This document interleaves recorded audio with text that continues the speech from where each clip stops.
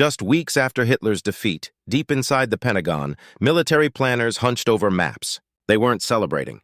They were drawing new targets. Their new enemy? The very allies who just bled beside them. The ink on the peace treaties was still wet. Yet a silent war was already being waged, one that would redefine global terror for a generation. What if the only thing preventing global annihilation was a single, fragile lie? The year is 1945. Two colossal powers emerge from the wreckage of the Second World War. The United States, a capitalist democracy with its homeland untouched by invasion and a monopoly on the atomic bomb, and the Soviet Union, a communist dictatorship that had sacrificed an estimated over 26 million of its people to crush the Nazi war machine on the Eastern Front.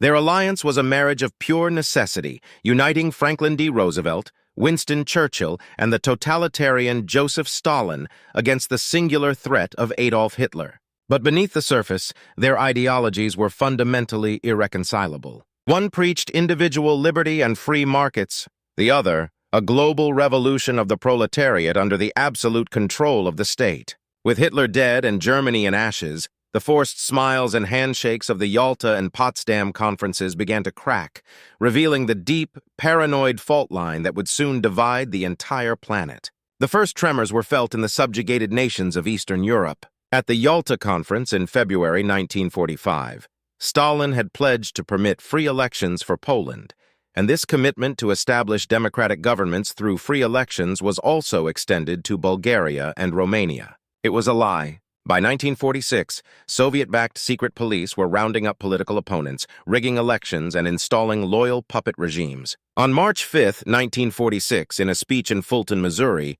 Winston Churchill gave this creeping dread a name. He declared that, "From Stettin in the Baltic to Trieste in the Adriatic, an iron curtain has descended across the continent." In response, American President Harry Truman, a man who had unexpectedly inherited the presidency just months earlier, formulated a new, terrifyingly simple policy: containment. On March 12, 1947, he told Congress that it must be the policy of the United States to support free peoples who are resisting attempted subjugation by armed minorities or by outside pressures. This was the Truman Doctrine, a global declaration of ideological war. America then unveiled the Marshall Plan, pouring billions of dollars into rebuilding Western Europe to starve out the appeal of communism. Stalin saw it not as charity, but as dollar imperialism, a direct economic assault. He forbade his new satellite states from accepting the aid, tightening his grip and cementing the division. The world was no longer one. It was two.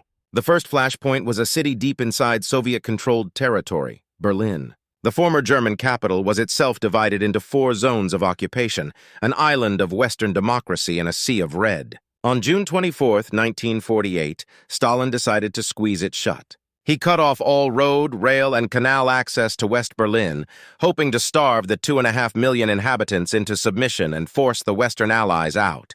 It was a brazen act of aggression, a direct challenge. The world held its breath, expecting the first shots of World War III to be fired over a German highway.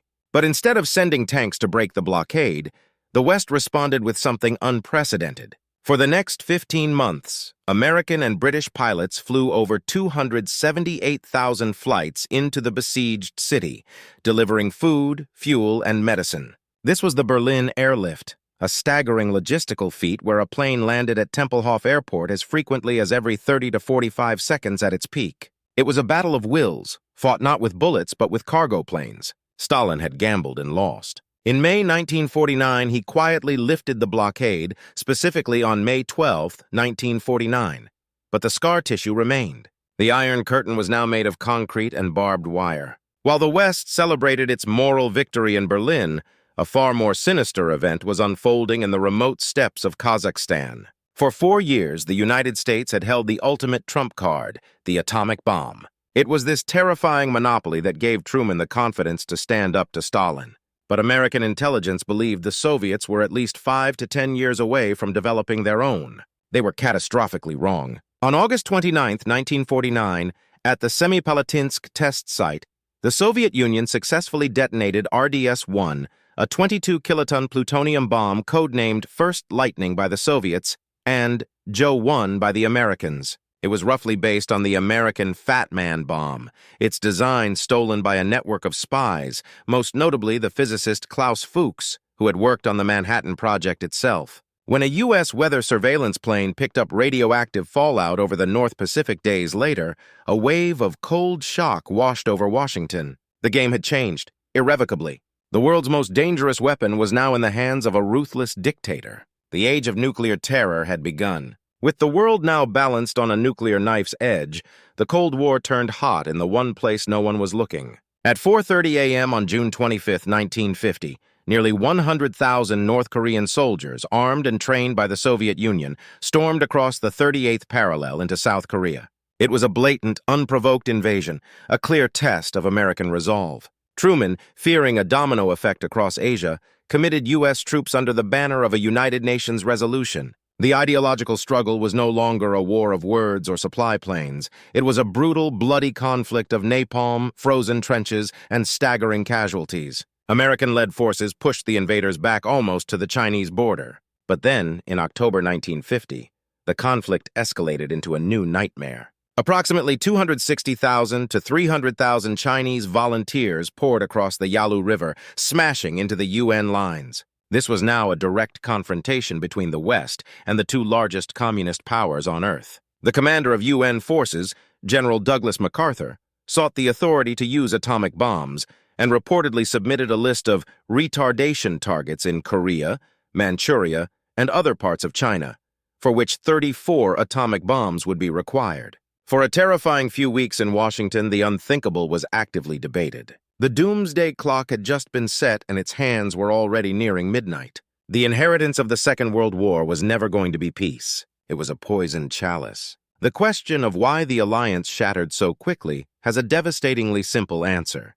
It was never an alliance of friends, but a temporary pact between two competing visions for the future of humanity. One could not survive if the other thrived. Joseph Stalin, a man who had purged millions of his own people, saw conspiracy and threat in every Western action, viewing the world through a lens of absolute paranoia. Harry Truman, untested and thrust into power, inherited a weapon of unimaginable power and the belief that he had a moral duty to stop the spread of tyranny at any cost. The end of one war simply handed these two men and the empires they commanded the keys to global destruction. The trust was never there to begin with. It was a performance for the cameras, a brief intermission before the main terrifying act began.